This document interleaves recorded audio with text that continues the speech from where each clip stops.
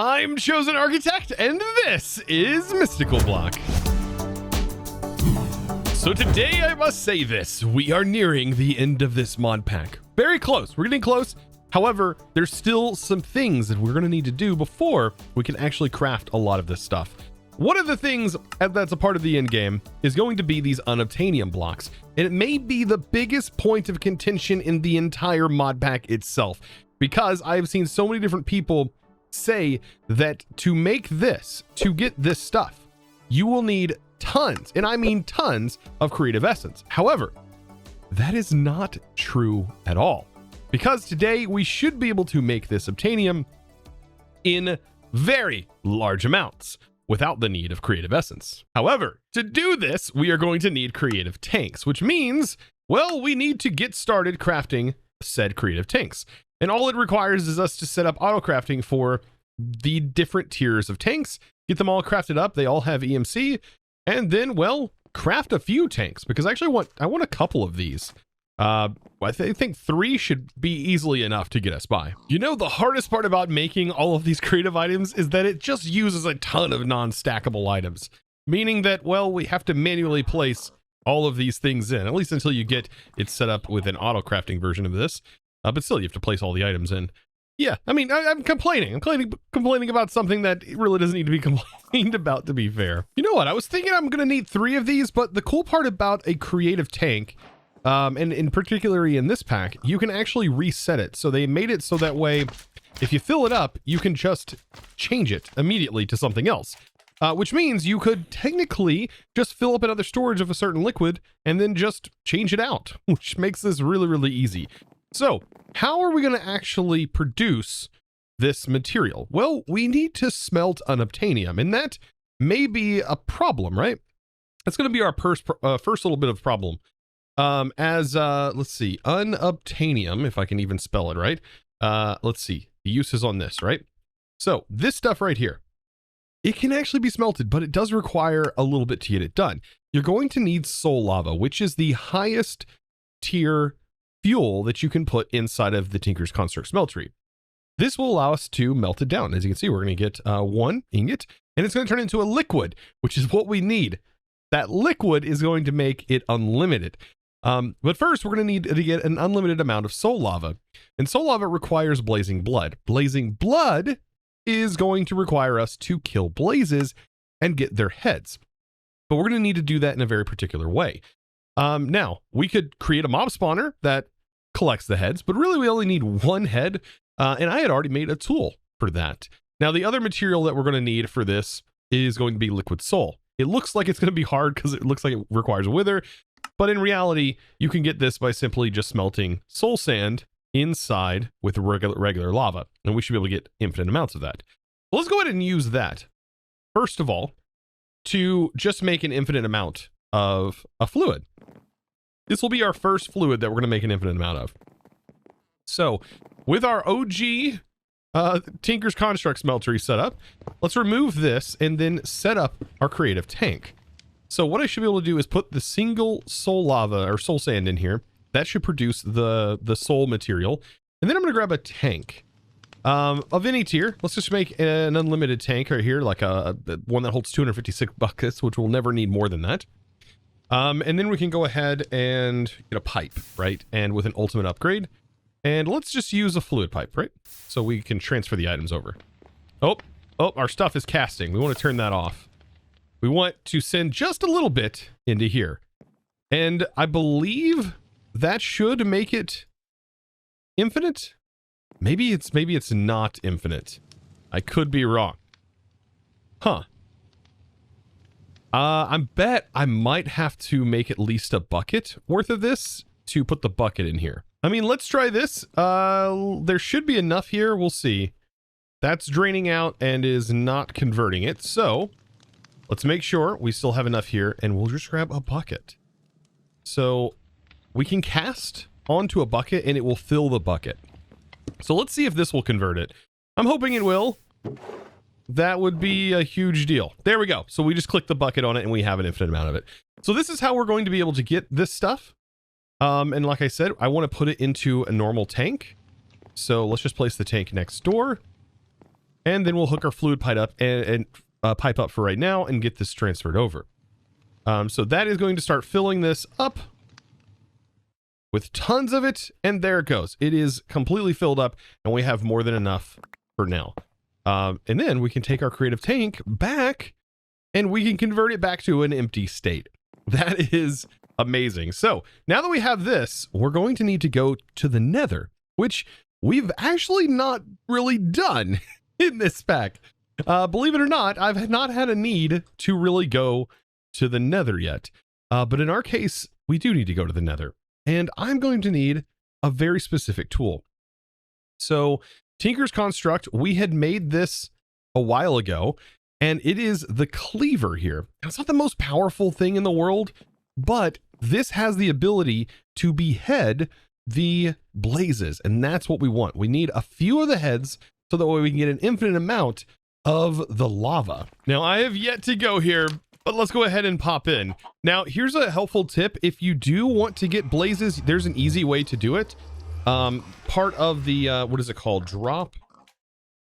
There is a drop of evil. Believe it or not, this seems like it spawns in the blazes.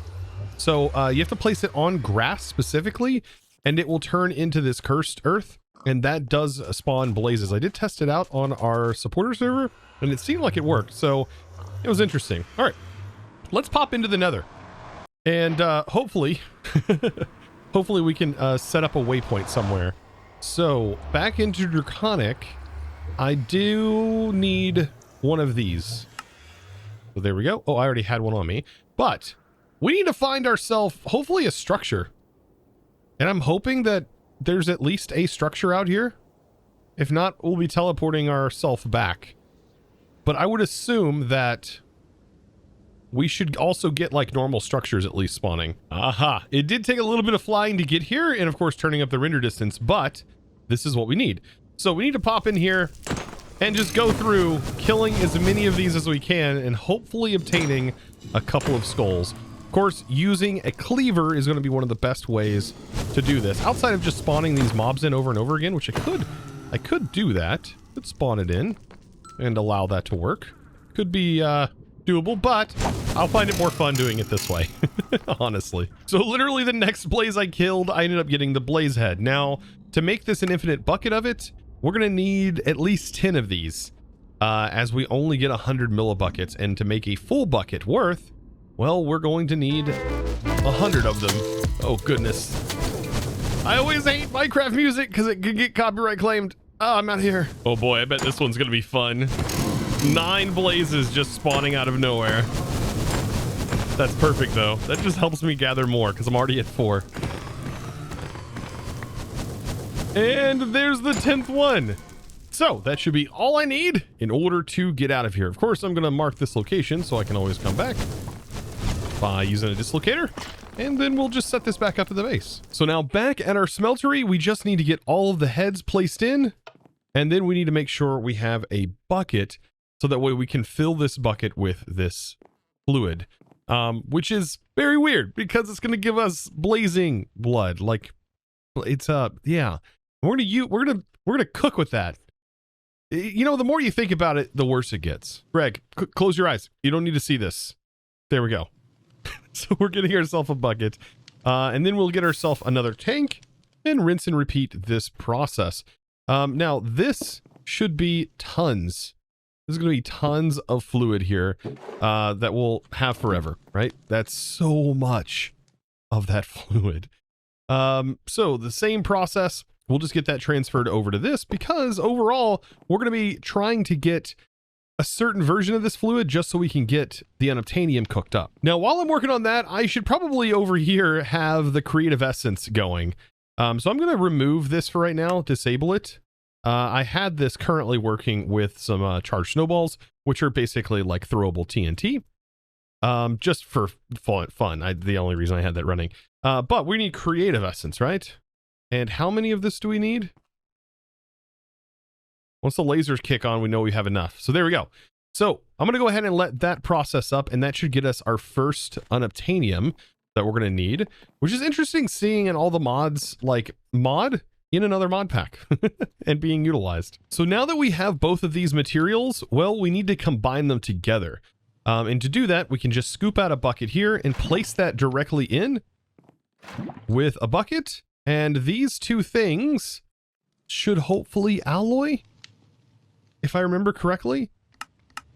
Blazing Blood and Liquid Souls. Oh, we need also Blazing Blood as our tank material. So this is exactly what we've been working on. This right here is our tank. So let's go ahead and remove this. And hopefully I can make another Tinker's tank. I'm going to need a little bit of seared. Yeah, we need grout. Oh boy. Tons of grout. I'm going to get that made. Just a simple boop. And now we should have access to it. So now I should be able to make the seared tank. Perfect. Okay, let's head back down in here.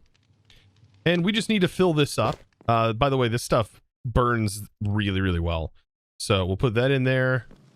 We should be able to tank it. Oh, why did this? Oh, we need to break the pipe here. I'm gonna have to make another tank because it was automatically trying to feed it regular lava, and they do not hold multiple things. So there we go. So we'll utilize this, and so long as we can get at least a bucket worth of this soul lava, which we now have 1 bucket, we can then go ahead and drain that into there and get our creative tank wherever that went. Where did our creative tank go? Well, we're going to need it wherever it went. This is 100% called streamer blindness or YouTuber blindness because it's right here. What is wrong with me? Anyways, bucket.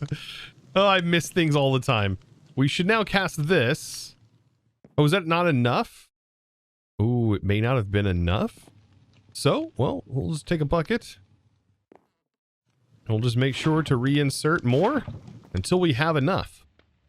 I don't know exactly. I thought it said at least 1 bucket. Maybe not. Is this 1 bucket? It is. Oh, it made a bucket already. I had already done that because I also forget things too. So now we're going to have an infinite amount of soul lava. And then I can just go ahead and rinse that again and get that sped up. And really, we don't need a lot of this. So yet again, we'll be resetting this whole thing because we don't need this. We just need this tank. So let's take this and get the one thing that we're going to need to be casting out. Oh, and that's the Unobtainium, which, by the way, is it done now? So it is almost there. We're at, yeah, it's slowly filling up. It looks like we could make it a lot larger, but really we only need 1 of these. So no real need to make that setup super, super large. The only thing we have to do next is to just simply empty. I'm going to go ahead and empty this. Well, actually, we don't really need to empty it. I'm just going to go ahead and change out our seared tank again with a new seared tank, except this time the seared tank is going to be filled up with soul lava, the most powerful fuel, smelting agent. I don't know what you call it. Yeah, it's smelting agent for this mod. Oh, also, I'm going to need 9 of these to technically make a bucket. Unless there's another way that we could technically turn the creative tank into a creative version of this. Actually, I found a way. We could actually get away with using just 1.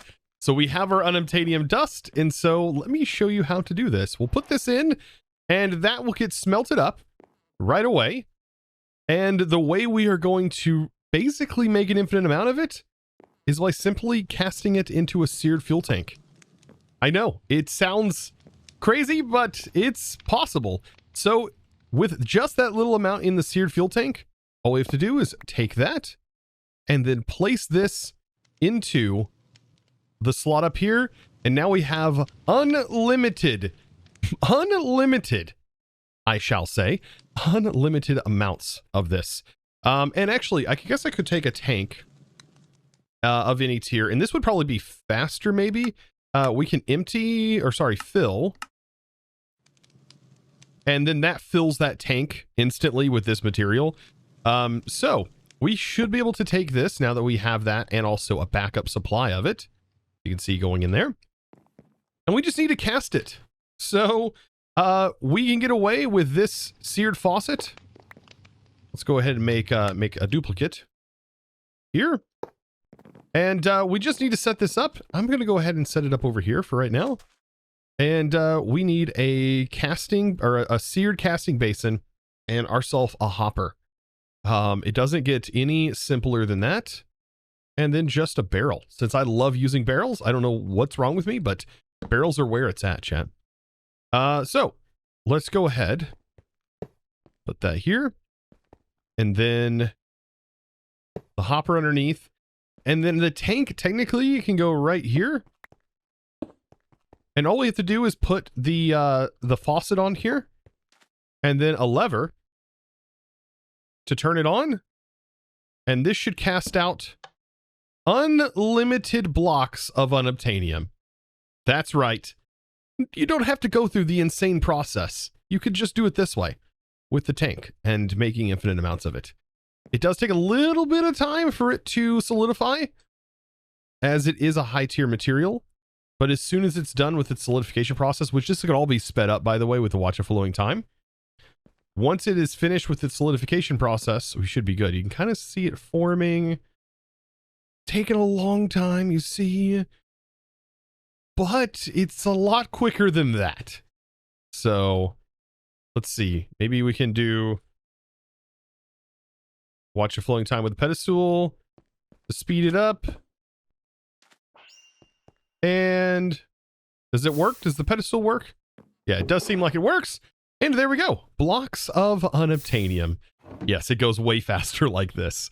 Way faster. And that will give us all of the Unobtainium that we are going to need in order to complete all of the rest of this. Now, even though we've obtained all of this creative stuff and we're working our way towards the end, there's still something that has just seemed oh so unobtainable in this mod pack. And that is bees and honey. Yeah, how do we get bees and honey? Well, there is a way, and it may seem a little late for this, but it does open up the world of the mod that is called Cyclic. Now, if you thought creative items were OP, then you have not met the mod that is Cyclic.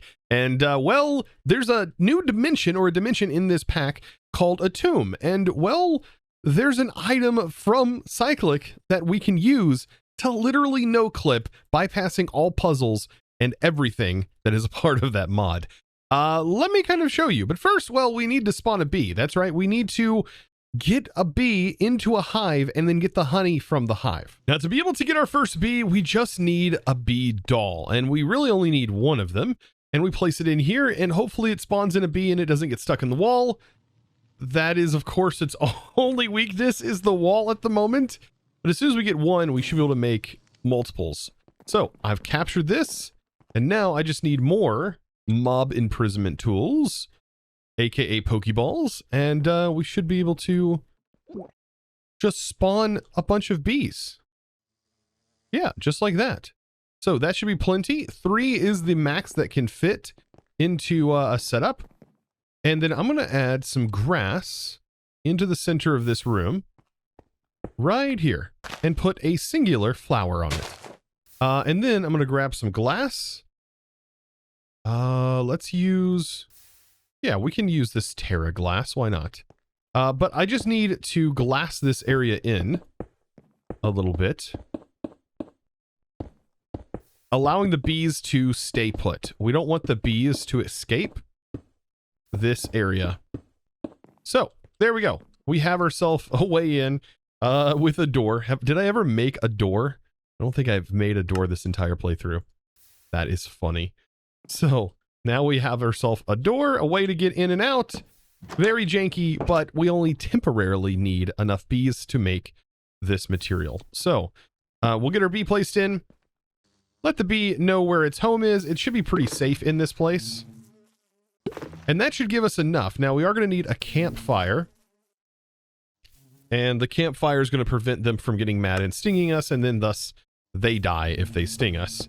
So just down below, we'll get that set up. Perfect. So now we are bee harvesters, and this should allow us to get some honey once this beehive fills up. Now, I was looking at this, and it seems like the best thing to use is a shear to definitely get this out. So that will shear out honeycombs. Now, if we waited a little bit, we can also get bottles, but we should be able to actually take the new combs that we just got that have EMC, and we should be able to use these now in order to produce honey. As you can see, this actually produces honey right here as a byproduct, I do believe, and we'll compress this down into honeycomb blocks. Looks like I was kind of mistaken here when it comes to actually putting this in here. It looks like it needs honey, not actually producing honey to make the blocks, which is kind of obscure because you can simply just make a block of honey. I guess it makes a block of honey with only 3 instead of making it with 4. But our bees should be about ready. Oh yeah, it's already ready to go. We already can make bottle. The easiest way to do this is to have a watch a flowing time running on the hive, and what that does, it's going to lower its internal cooldown that the bees go in once they enter back into the hive. They have like a resting period, and this will reset that, allowing them to pop back out quicker. However, it doesn't speed this process up of them pollinating, but it does speed up the internal. So that's nice. And well, I don't need them anymore. So yeah. Goodbye, bees. So now back to the whole reason why we want the bees and honey in the first place. So to actually make honey, we should be able to just combine this, and now we have an EMCable honey block, and this is going to be used with cyclic. And what I want to make are these corrupted coarse fruit. And to make this, well, we need these apples, and then we just need some iron to make iron apples, and then we just need some coarse fruit and fermented spider eyes. You're kidding. I don't have mushrooms. I don't have the brown mushrooms. Well, you know where we can get mushrooms very quickly? Yeah, the Twilight Forest dimension. And here we are. Yep, simple mushrooms. Oh, so many of them. So this stuff is just absolutely bonkers, like what it can do. And when you eat one of them, it should allow us to have no clip. As you can see right there. We do fall through the ground, which that's a curse, right? So that would be a bad thing.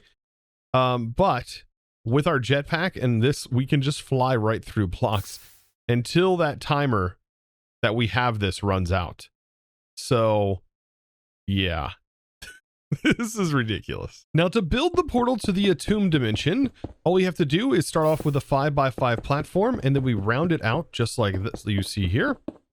And then 2 tall pillars in the corner on all sides. And this should create ourselves a portal.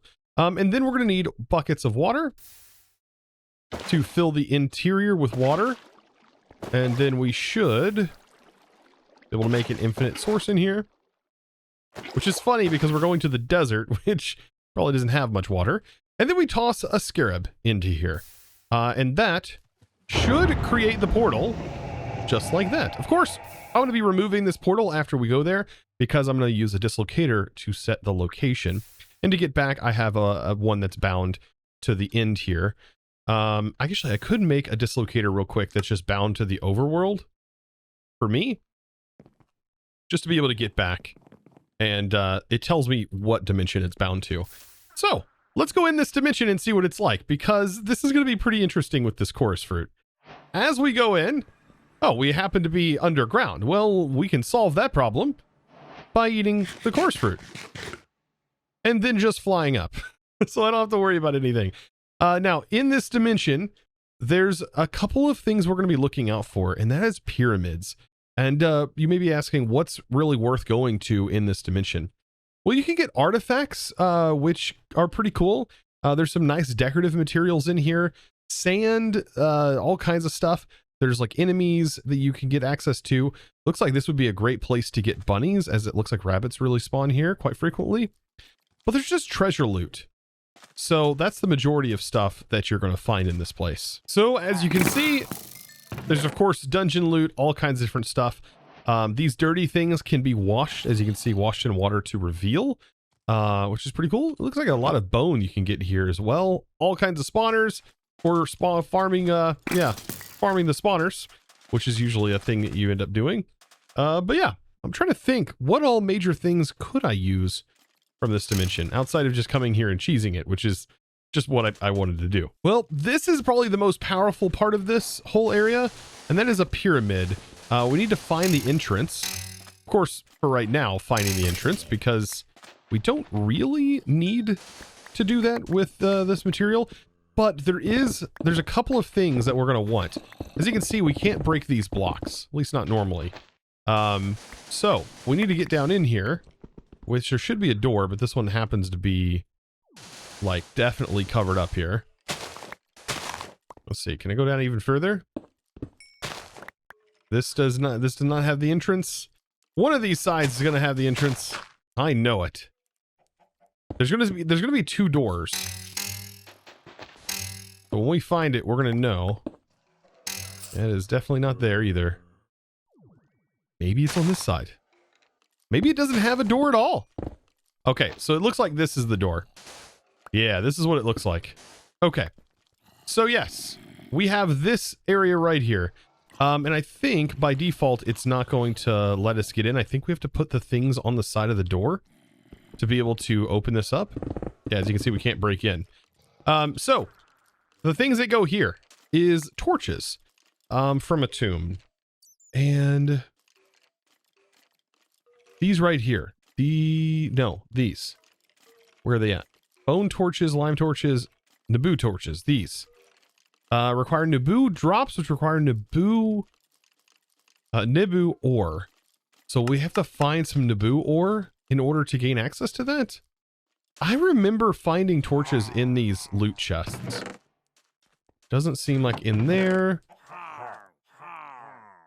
Pyramid Explorer map. It used to be just gold that would be required. And I wonder if we can find any throughout any of these chests. But as you can see, there's just tons of stuff to explore. There's more pyramid stuff. Yeah, it looks like it's an ore that we're going to have to mine underground for in order to get. Now, I went down looking to see if I could find any ore. Yeah, I didn't. But I think inside of here, which we can, well, just eat one of these and gain access to, as you can see, we should be able to find them inside of chests, potentially. I mean, we are going to need them. As you can see, right there, there's one in a chest. And I believe these are limestone torches. These chests should contain them as well. But yes, normally you would apparently find them outside in the chest. This must be a new thing, because I remember being able to craft them with just gold.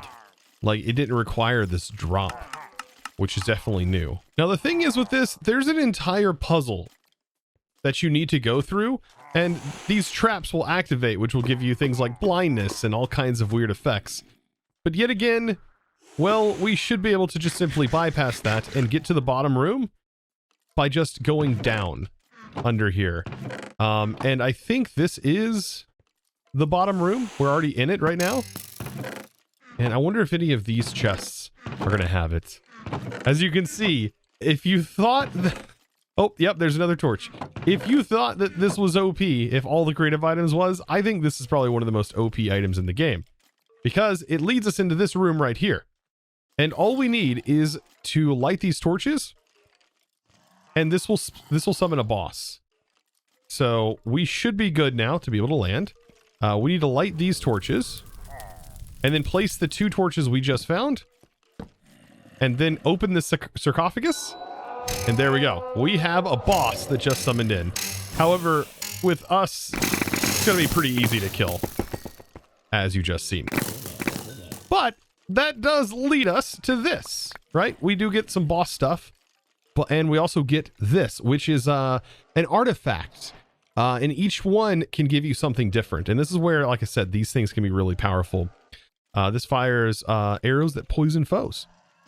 And then inside here, of course, you have even more stuff that we can take out and wash and all kinds of stuff. So, yeah, and then definitely grab these. I don't know exactly, though, where you get the first initial torches, though. That's the thing. But the fact that we can bypass this entire puzzle to do this is quite hilarious. Now, those items that we ended up getting, we can just simply wash them by tossing them, as you can see, into the water. And this is like ring slot. It says vitality. This one also says vitality. I don't know exactly what these do, but they do equip into your ring slot. And whatever effects they give, I don't know, but we have them now. Same thing goes for this. Toss it in there and we get these. These are brooches. Also, they're vanity apparently, and they go into your charm slots, vanity charm slots, which we have both of ours filled. I love how I read that as vitality because I'm dyslexic. I'm such a dork. It's just a cosmetic. And I don't know if it appears on you. Does it? I don't see it anywhere on me. But yeah. It's apparent. Yeah, it's a vanity item. I'm a complete dork. Now, of course, Cyclic has way more powerful items to offer than just that. But of course, I hope today you guys learned something new. Hopefully I helped you through your journey thus far. And I hope this particular setup helped you a lot, because I know a lot of you guys thought that you had to farm tons of the creative essence. That is just not the case. You do need a lot of it, but just not as much as some people may have thought. So I hope this helped you throughout your journey. And well, guys, if it did, be sure to click that subscribe button and also give this video a huge thumbs up. And of course, guys, it's now time to thank the amazing supporter of today's video. And that huge thanks is going to Sir Pointless. Thank you so much for your amazing support, by the way, over on the Discord, becoming a Discord premium member. Now, if that's something you're interested in looking into, all you have to do is go to discord.gg/ChosenArchitect or find it linked down in the description below. Join the amazing crew today and pet good old Greg here while you're at it. Guys, I thank you so much for watching. Appreciate you very, very much. Of course, leave a comment down below. What's your favorite create item? I would love to know. Leave it down in the comment below. And of course, I will be sure to try my best to heart it down there. Thank you guys so much. I'll see you in the next one. And as always, thanks for watching. Bye.